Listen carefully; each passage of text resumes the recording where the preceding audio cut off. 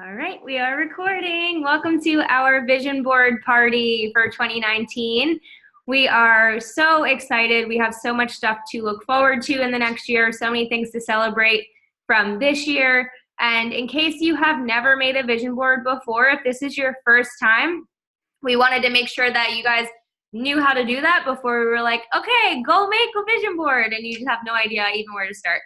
So the first probably 10 minutes or so of this call, I'm going to explain that, and then I'm going to stop the recording and we're going to make our boards and just kind of hang out and drink and have fun.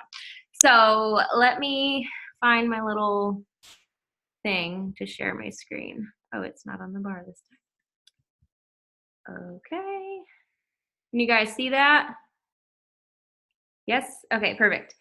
So basically, a vision board is a way for you to cast a vision on what it is that you want to achieve in the new year. So whether that is business goals, personal goals, health goals, fitness goals, like any kind of goals, really, it should be a nice culmination of all of those things.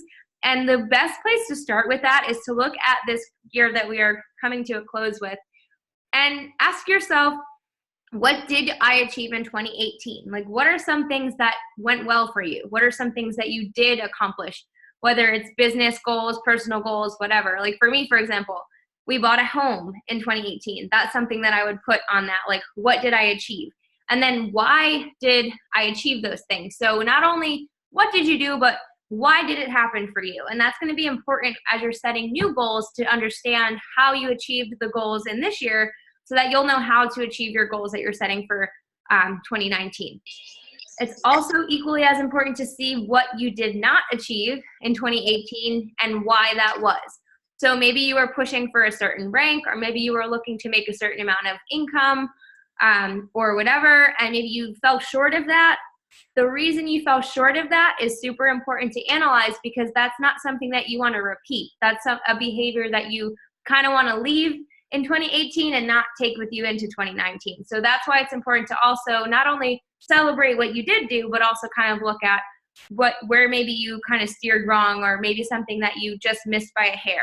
Because it's better to miss a goal than to not set a goal at all. And the actual like getting to that goal, like the activities, the struggles, the ups and downs, it's the same whether you set a goal and hit the goal, or you set the goal and miss the goal. The in-between part is always the same. So make sure that you're setting goals that even if they scare you and you're like, I don't know if I'll ever get there, you will.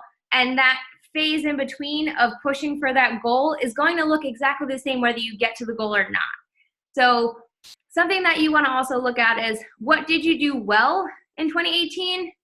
And those are things that you're going to want to continue to repeat and bring with you into the new year. So you're kind of having two buckets here. You're like, all right, this is the shit I'm going to leave in 2018 and never see ever again. Thank you, next. And then this is the great things that happened. These are the good things that I did. This is what I want. This is the kind of energy I want to bring with me. So this is kind of helping you divide your last year and your current year into two buckets, what you want to keep and what you just want to throw out. Also, how did you grow since the past year? What are some areas of your life where you saw growth, whether that was mentally, personally, physically, maybe mindset wise, like whatever it may be, where did you grow? Maybe you moved across the country and drove from Washington to Florida. Like that's personal growth. That's huge. So those are things that you want to recognize as well. Also, you want to ask yourself, like, did my actions in 2018 match the goals I set for myself? So if you had really big goals and maybe you fell short of those, I would say maybe your actions didn't meet the goals that you had set. So it's important to make sure that your goals that you're setting, you're willing to do the actions that are going to get you there, and that the actions that you're doing every day are the kind of actions that are going to get you to where you want to go. And if you had missed your goal, why was that? It's good to analyze why maybe you missed your goal, or why you did achieve your goal. What was it that did work for you? You also want to ask yourself, what did you learn in 2018 that will benefit you in the new year? Maybe you learned better ways to prospect. Maybe you learned, what works for you and something that doesn't work for you. Maybe you learned that a certain way of communicating with people, or maybe you learned a posting schedule that worked for you, or it doesn't even have to be related to your business. Something that you learned in this year that you're going to want to take with you into the next year.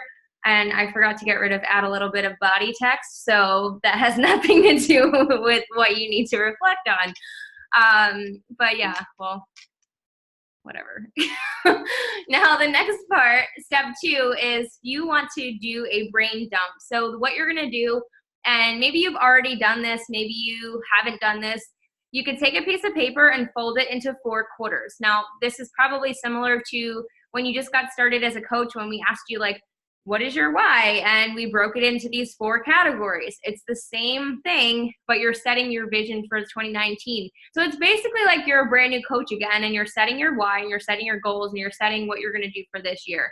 And you're going to label the sections as follows. So you want to do physical in one, financial in another, personal in the third, and business in the fourth. So that when you're setting your goals, you're making sure that you're not only setting business goals and success goals, you're also setting personal goals, you're setting financial goals, and you're setting physical goals. And something else that I want to add to, I think it's equally as important to set goals for like the kind of value that you want to add to others, and not just what kind of successes you personally want to see. So something that you should also think about is, how can you add value to people every single day next year? What are some things that you can do to ensure that you are not only growing yourself and achieving your goals, but how can you add value to others? Because when you add value to other people, that's when you really start to see all the other things that you want in your life really come to fruition. And then you want to just fill in the boxes and use the space to plan your board, because it's really hard to just sit down and be like, all right, I'm going to do this, without kind of taking the time to plan. The cat's little eyeball. Oh, gosh. Okay, so step 3, you want to create a 2019 vision. And the first place that I always start with is, what is the word that I want to live by in 2019? So some past words of mine have been conviction. That was the first year that I picked a word. I picked that word. I am having a brain fart, but every year I pick a new word, and that is the word of the year. I believe this current year, like 2018, my word was embrace, and it was like so fitting for the year, like embracing all of the challenges that I had faced, and just really, when you have that word, it helps you really set the tone for how you react to things in the year, and how you make decisions in the year. So for me, the word that I chose for 2019 is restore. And something that I always do every year, I put my word of the year in the very center of my vision board. And that's a personal choice. You don't have to do that. But restore is my word, because I really want to restore the excitement and restore the growth and restore all of the things that our team had when I just started, and how excited everybody was. I really want to restore that. I want to restore joy and, a passion for this business, not just in myself, but within like the entire organization, and just kind of really not build again and like start from scratch, but really just kind of restore what we had. So that's what my word of the year is. And you also want to think of what kind of impact do you want to have, and what do you want to make next year. And that's something that could also help you figure out what that word might be for you. And this is how you're going to be adding value to other people. Also, you want to think about, what do you want to celebrate in your life and in your business. So maybe you want to buy a home. Maybe you want to get engaged, or have a baby, or become a dog mom, or whatever in your life. And then in your business, what do you want to celebrate? Do you want your team to be a 5-star team? Do you want to be a elite coach? Do you want your team to, be a superstar team? Do you want to be a part of a superstar team? Do you want to double your income? Do you the goals that you're setting don't only have to be connected to rank. They can be connected to income. They can be connected to the kind of growth you want to see within your team. So maybe, how many diamond coaches do you want to have on your team? How many team leaders do you want to have on your team? Different things like that are important to also look at, not just yourself, but what kind of success do you want to see within your organization? Also, what are you going to cross off your board this year? What are some things that you 100% are going to make happen this year. Because I'm going to be honest with you, some things that you put on your vision board, maybe things that you are kind of putting out there that for example, maybe you want to buy a new car, or you want to, like, a huge purchase, you want to buy a new home.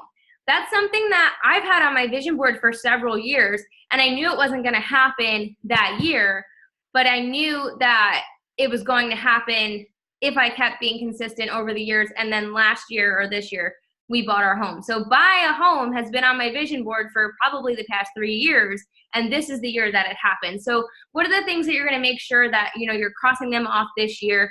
It's also important to kind of put a time frame on these things. So maybe things that you're going to have done in 3 to 6 months, things that you're going to have done by the end of the year, things that you're going to have done in maybe 3 years, or things that you really want just for your lifetime. Just like a healthy habit that you want to continue doing, not just like for 1 year kind of thing.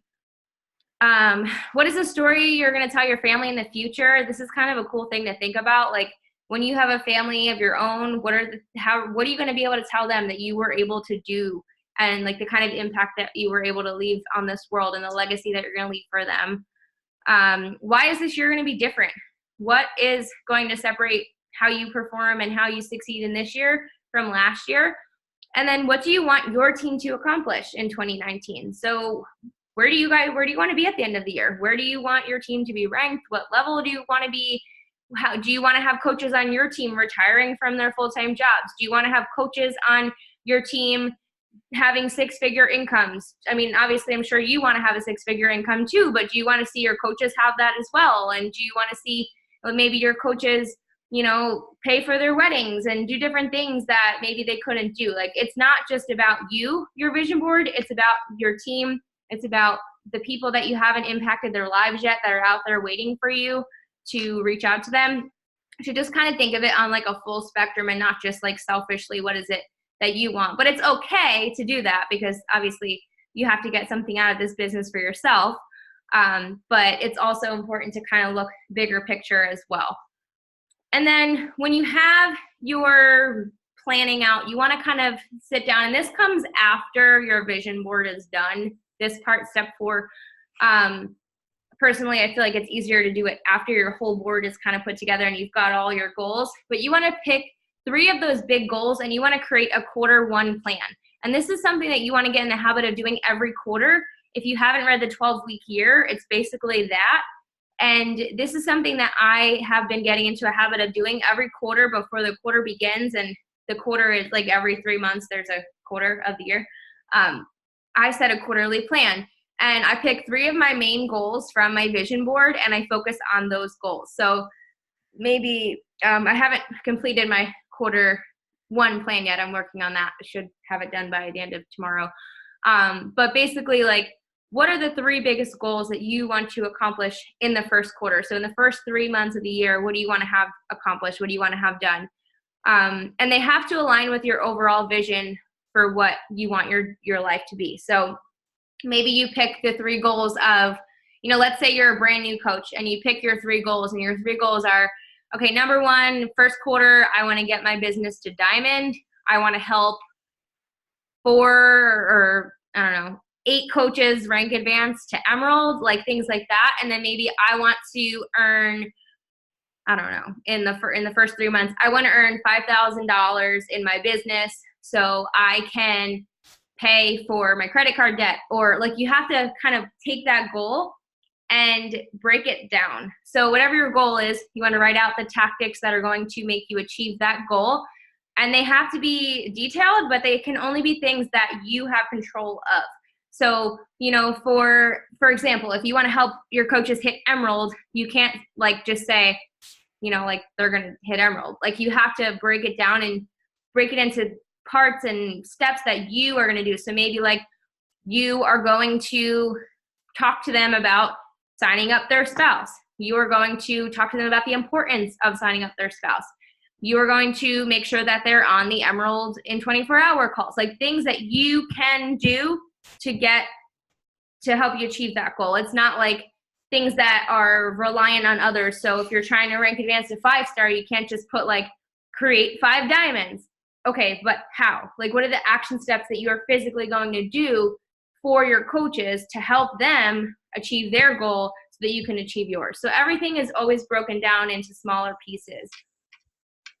And once you know this is still quarter four plan, you want to plan your week. And this is kind of going a little bit deeper than just making a vision board, but this is how you're going to achieve the things that you put on your vision board. You don't want to make a vision board and then at the end of the year, next year, you're like, wow, like that was fun to make, but I didn't do any of the things I wanted to do. And like, this is the second step that I want to make sure everyone understands how to do, so that you can actually achieve the goals that you put on your board. So you want to make sure that every week you're doing something to get you closer to your goal. On Sundays, if you plan your week on Sundays, that's the day that I choose. It just makes the most sense. You want to kind of rate yourself. How well did I do this week? How close am I getting to my goals? Did I do things this week that are going to put me closer to my goals? If yes, awesome. You give yourself like an 8 or a 9 or a 10. If not, be honest and just reassess and have a better week the following week. And I think getting into this habit is going to help everyone on this team not only see success, but continue to see success and be able to measure how close you're getting to where you want to be. And then it's great to have an accountability partner or a friend on the team, or even checking in with your coach, just making sure that you're doing the things that you said you're going to do and you are checking in and holding each other accountable to doing that. So I think that's the last one. Where's the actual vision board? There it is. All right, so I went ahead and made mine already so I can show you as an example. And this is my vision board for the new year. Like I said, I always put my word in the middle. I always have the year in the middle. It doesn't have to look like this. This is just how I like to design mine. And I have goals on here that are personal goals, business goals, financial goals. I have it all on here. And I didn't just do this like in 10 minutes. I took the time to sit and plan. And then I just went on Canva, which is super simple. If you haven't used it, you just do 8.5 by 11. You do like custom dimensions, 8.5 by 11. So it's like a piece of paper. And you're able to add photos, add images, add words. It's a vision board. So I think visuals are important. But some things, you know, I just put words because like there's not always a picture to explain everything. So this is what mine looks like. And I'm really excited to see everyone else's. When they're all done, we'll have a post in the team page, or maybe we can even create like an album and everyone can throw theirs in there. So they're there for other people to see. And also for the accountability aspect of it, like we're sharing what we're going to accomplish. So if everyone sees, you know, what our goals are, it's just more, you know, puts it out there like, okay, we got to do this now. So that is all. Let me stop the recording.